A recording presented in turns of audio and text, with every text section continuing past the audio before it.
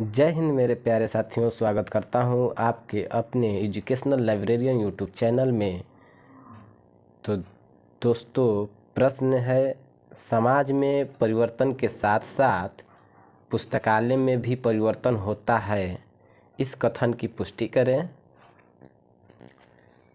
तो इसका उत्तर है, समाज में परिवर्तन के साथ साथ पुस्तकालय में भी परिवर्तन होता है। यह कथन सत्य है, क्योंकि जैसा समाज होगा उसी के आधार पर ज्ञान का सर्जन होगा, और जैसा ज्ञान होगा वैसा ही पुस्तक की या पाठ्य सामग्री की रचना होगी।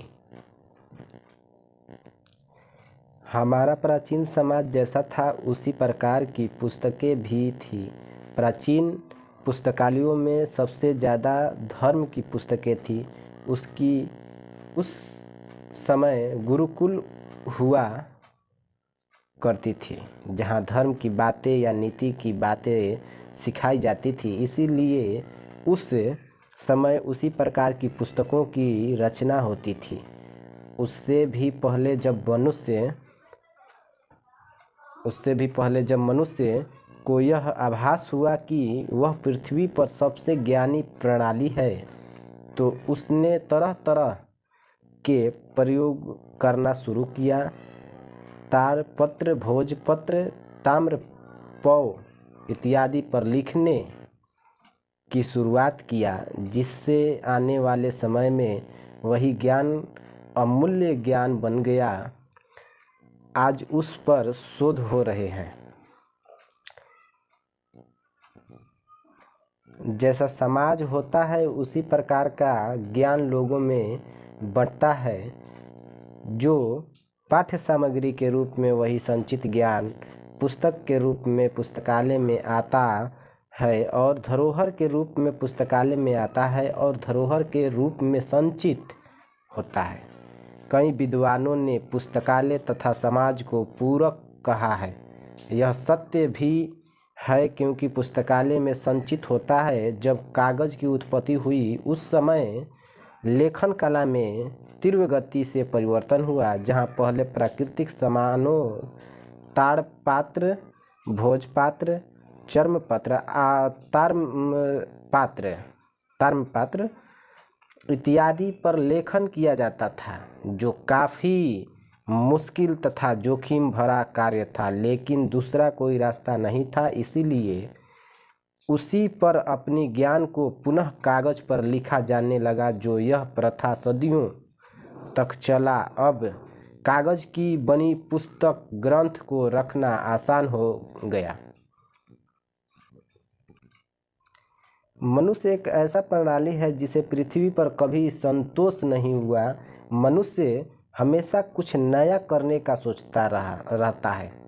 कागज के निर्माण के बाद लिखना आसान हो गया, लेकिन प्रतिलिपि करने के लिए पुनः उसे फिर से लिखना पड़ता था। धीरे धीरे इसमें भी विकास हुआ, और छापाखाना के आने से प्रतिलिपि करना भी आसान हो गया। अब पुस्तकों को हाथ से लिखकर प्रतिलिपि नहीं बनाई जाती, बल्कि छाप कर दूसरी या अन्य पुस्तकें की छाप ली जाती। अब समाज का प्रचलन बदलने तथा जब पुस्तकें हाथ से लिखी जाती थी उस समय पुस्तकालयों में सिर्फ हस्तलिखित पुस्तकें ही हुआ करती थी। जब छापाखाना का विकास हुआ तो पुस्तकालयों में भी मुद्रित पुस्तकें आने लगी। यानी जैसे जैसे समाज में परिवर्तन आया वैसे वैसे पुस्तकालयों में भी परिवर्तन आया। जब कंप्यूटर का आविष्कार हुआ तो प्रत्येक क्षेत्र में क्रांति आ गई। पुस्तकालय भी अछूता नहीं रहा। जो पुस्तकें पहले छाप कर बनाई जाती थी वही अब कंप्यूटर के माध्यम से एक बार संग्रह करके उसकी हजारों प्रतियां कुछ ही समय में मुद्रित होने लगी। साथ ही उसे सेव करके रखा जाने लगा और जब चाहे मुद्रित किया जाने लगा। जो पाठ्य सामग्री पहले पुस्तक रूप में होती थी, अब वही पाठ्य सामग्री डिजिटल प्रारूप में उपलब्ध है। समाज में परिवर्तन से पुस्तकालय में भी परिवर्तन पुस्तकालय में भी परिवर्तन आया। जो पुस्तकालय अभी तक पुस्तकों का संग्रह करती थी, वही अब पुस्तकालय CD ROM, CD cassette, DVD, pen drive, hard disk, gramophone, micro document, film cassette इत्यादि का संग्रह करने लगी, क्योंकि समाज में अब इस प्रकार के पाठ्य सामग्री का प्रचलन है। जहां पहले पुस्तकालय में पुस्तकालय सूचना सेवा, संदर्भ सेवा इत्यादि सेवा दिया जाता था, वही वर्तमान समय में सूचना केंद्र, प्रलेखन केंद्र, शोध केंद्र, इंटरनेट केंद्र, डाटा केंद्र इत्यादि केंद्रों के द्वारा सेवा दी जा रही है। इस प्रकार से प्रमाणित होता है कि जैसे जैसे समाज में परिवर्तन आता है, वैसे वैसे पुस्तकालय में भी परिवर्तन होता है, क्योंकि पुस्तकालय को समाज का दर्पण कहा जाता है। हमारा समाज कैसा था या कैसा है, इसकी पूरी समीक्षा समृद्ध पुस्तकालय को ही देखकर किया जाता है। भारत विश्वगुरु था, इसका पता प्राचीन ग्रंथों से ही पता चलता है, और ये ग्रंथ पुस्तकालय में ही सुरक्षित रखे जाते हैं। भारतीय संस्कृति तथा सभ्यता पूरे विश्व में सबसे अलग है या था, इसका पता भी ग्रंथों के द्वारा ही पता चलता है। इसीलिए यह कहना उचित है कि समाज में परिवर्तन जैसे जैसे होता है, उसका साक्षी पुस्तकालय होता है।